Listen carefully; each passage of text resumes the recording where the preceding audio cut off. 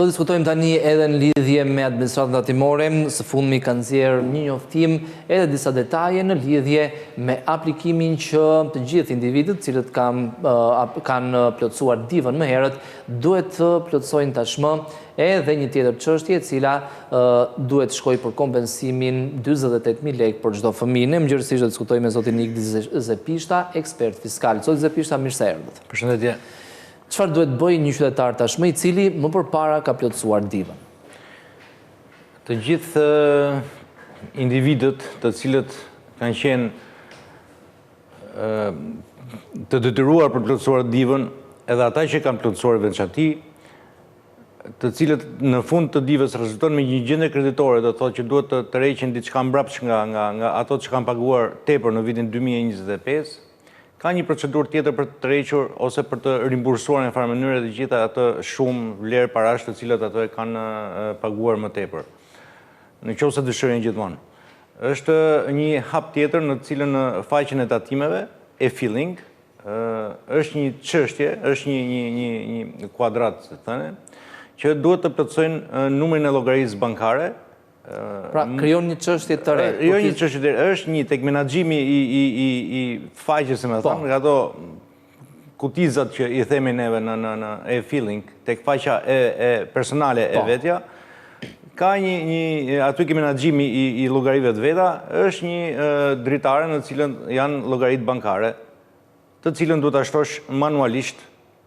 Plus kësaj, duhet edhe një vërtetim nga banka, vërtetimi i llogarisë bankare, të cilët jepet IBAN-i, SWIFT-i, janë disa dhëna të cilët merren nëpërmjet këtij vërtetimi, të cilët edhe kjo duhet të ngarkohet në faqen e tatimeve për të rakorduar sa më mirë dhe në mënyrë që mos ketë vonesa, pastaj korrigjime e tjera. Pra duhet të shkuar edhe një herë në bankë. Duhet të shkuar edhe një herë në bankë, të marret ky vërtetimi, të hidhet edhe manualisht, të ngarkohet edhe si fajl, si dokument ky.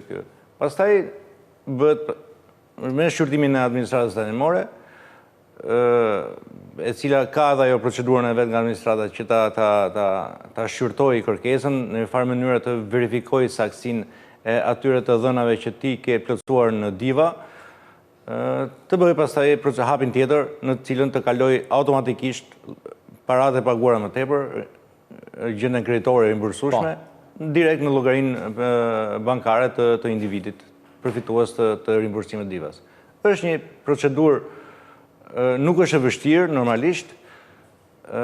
Por edhe me thjesht mund bëhet. Edhe thjesht nuk është. Administrata tatimore e ka nxjerrë në një farë mënyrë edhe udhëzuesit, edhe template-t se si mund të plotësohet kjo deklaratë, ky proces.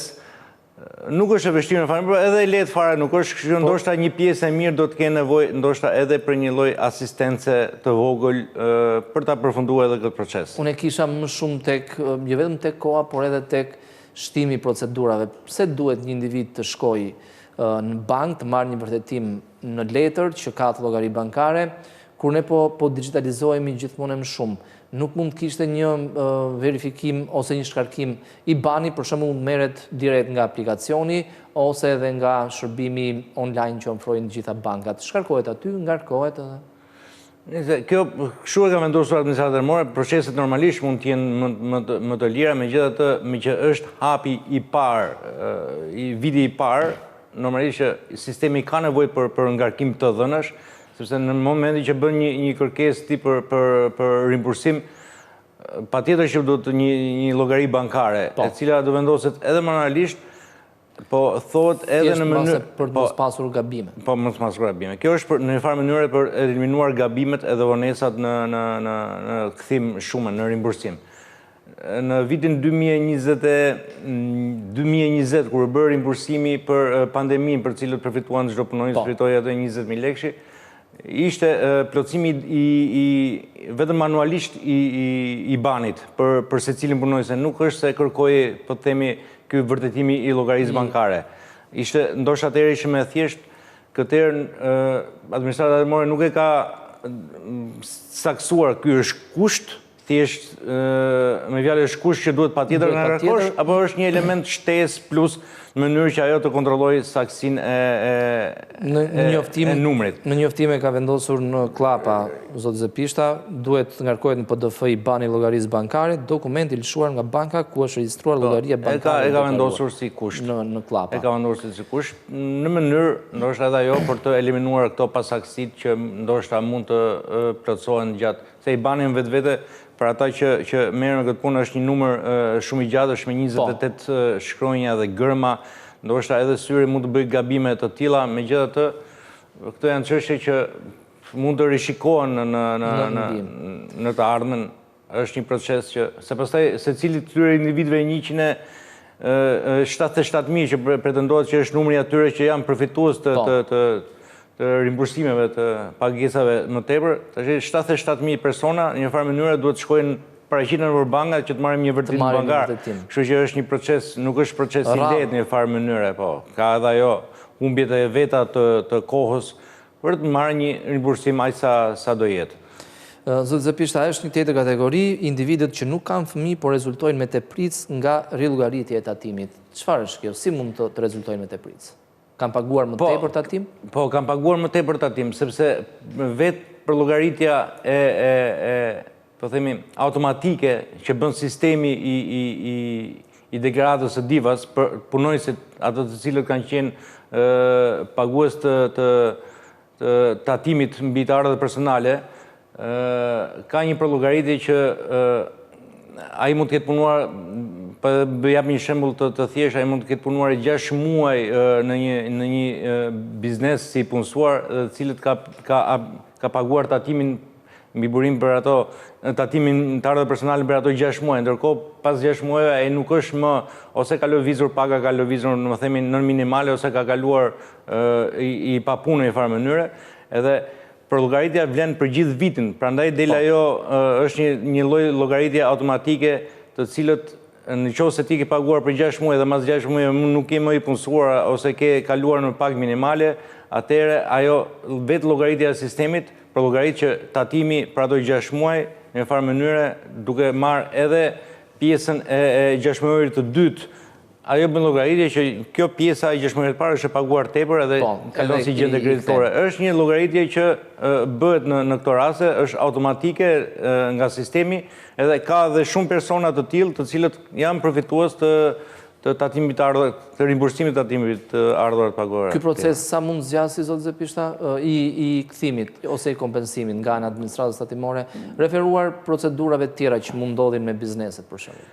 Jo, besoj që kjo duhet të jetë një proces shumë i lehtë nga administrata tatimore, besoj që nuk mund të zgjash më shumë se 1 ose 2 muaj, nëse ka raste pas plotësimit. Po, pas kërkesës në e-filling, është proces që nuk ka, po themi, shumë analizim të dhënash, nuk ka shumë dokumentacione që duhet të verifikohen, po themi që procesi është shumë i thjeshtë, vetëm ka një problem për numrin e madh të aplikimeve, a do jenë në gjendje administrata tatimore me një numër aq sa janë inspektorë tatimor ta përmbyllin për një kohë të shkurtër këtë procedurë. Duhet të verifikoj individi të gjitha këto çështje të reja që do të ato në një farë mënyrë i verifikon sistemi, po megjithatë në rastet kur ka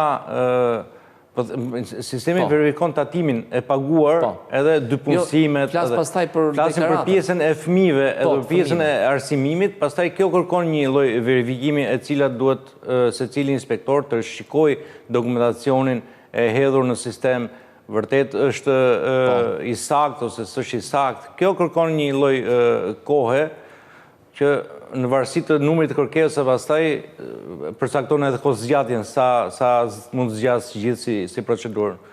Volum ka gjithsesi, nëse i bëjnë individët. Nëse është viti i parë, është volum, eksperjenca të reja, administrata tatimore ka edhe detyra të tjera patjetër përveç kësaj, edhe megjithatë kjo ngelet në një farë mënyrë edhe në mënyrën e administrimit të administratës, edhe sa do të ketë mundësi që edhe qytetarët individët të përgjigjen në kohë për ndonjë lloj kërkese që mund bëhet shtesë nga administrata tatimore, se ti vërtet mund të kesh bërë një lloj kërkese edhe ke çështjet e mia ose ke rimbursimi, administrata lajmërore e shef dhe nëse kërkon një dokument shtesë, pastaj ajo do të përgjigjet në atë sistem, të cilët thotë ngarkon një dokument ose diçka të ngjashme me këtë.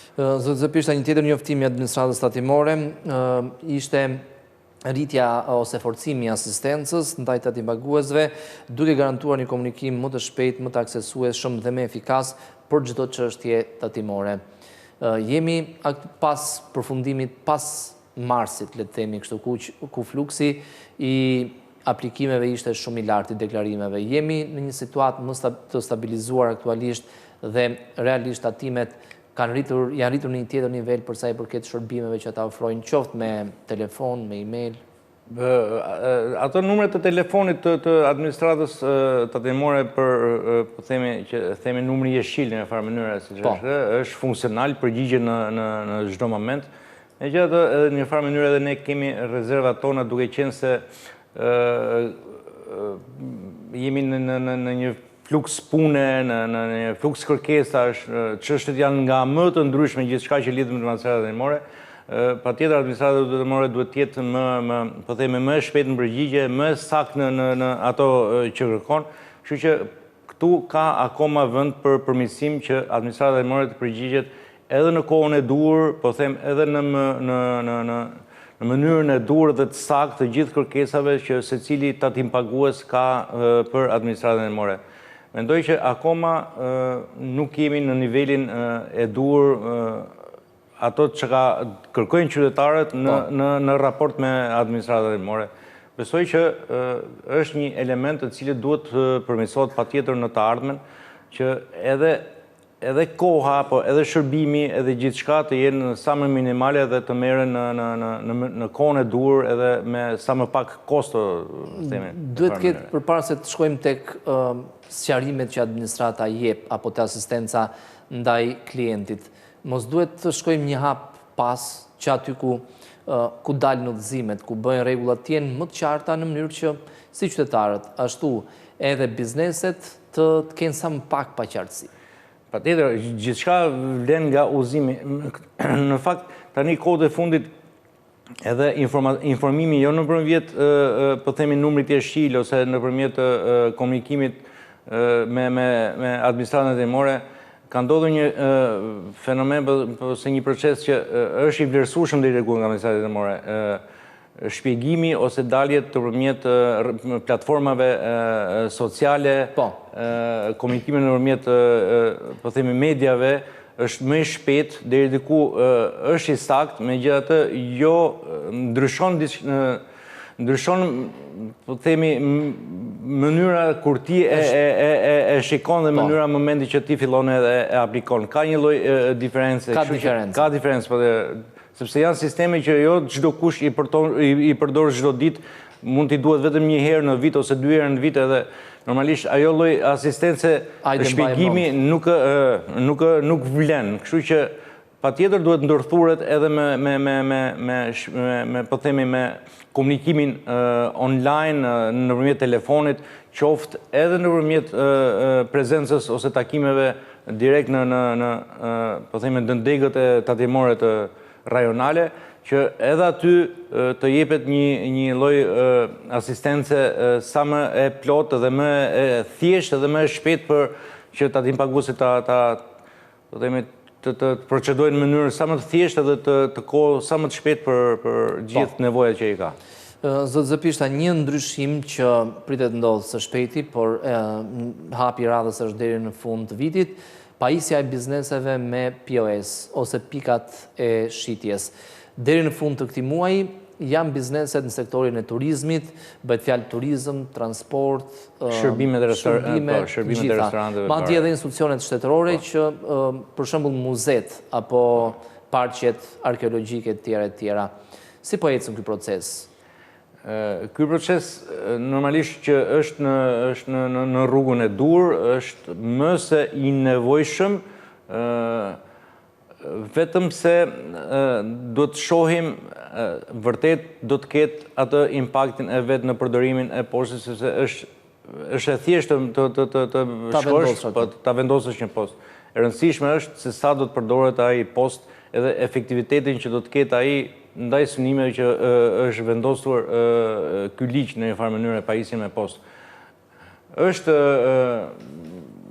Ka ecur mirë si proces, po janë disa sektorë në një farë mënyrë që nuk e di a do të ketë vërtet atë impaktin e duhur në po themi gjithë qëllimin e vendosjes së kësaj, sepse do të shkosh në një, po themi, bar kafe, janë këto shërbimet e vogla duke përjashtuar hotelerin ose agroturizmin, janë disa lloj shërbimesh që vërtet lehtëson punën për përdorimin e postit, po është një marrëdhënie.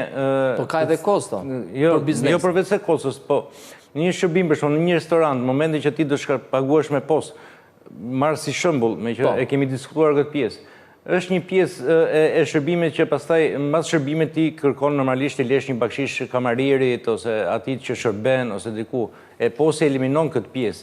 Normalisht si do të reflektohet kjo a është vërtet i interesuar kamarieri për shembull ose biznesi që të cilë postin e thotë që është funksional, po sepse ai ka interese të tjera, thjesht kështu. Ai është i prirur të paguash kesh. Normalisht është i prirur të paguash kesh. Kështu që janë disa lloj shërbimesh që vërtet që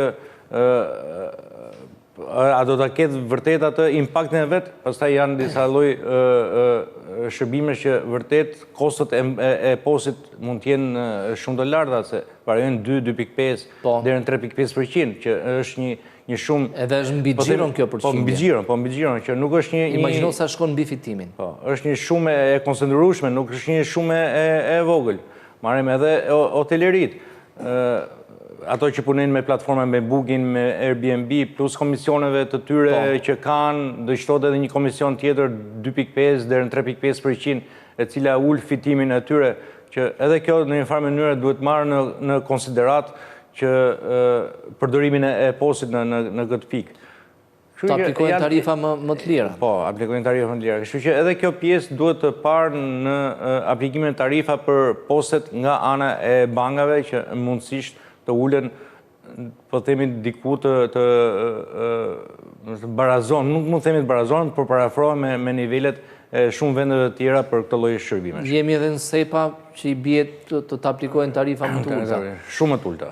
Zot Zepishta, mendoni se do të ketë probleme mbase jo po edhe ngërçe ky proces, sepse deri në fund vitit, ne thamë, deri në fund të këtij muaji janë bizneset, transport, hoteleri. Deri në fund vitit duhet të kenë të gjithë bizneset që ushtrojnë aktivitet duhet të kenë postë. Thamë, nuk është problemi që ti përmerr postë, sepse posti në farë mënyrë nuk ka një kosto në qoftë, ajo ka kosto vetëm për momentin që ti fillon edhe operon me postin. Përsa kohë ti nuk operon me postin, ajo nuk ka kosto për biznesin. Kështu që nuk është problemi se ti do e vendosish apo s'do vendosish. Ne duhet të ndërgjegjësohemi se sa do jemi edhe jo vetëm si bizneset, por ne si shoqëri në përdorimin e kartave bankare, të operojmë me karta edhe të paguajmë shërbimet me karta. Pastaj kjo vlen të shikohet.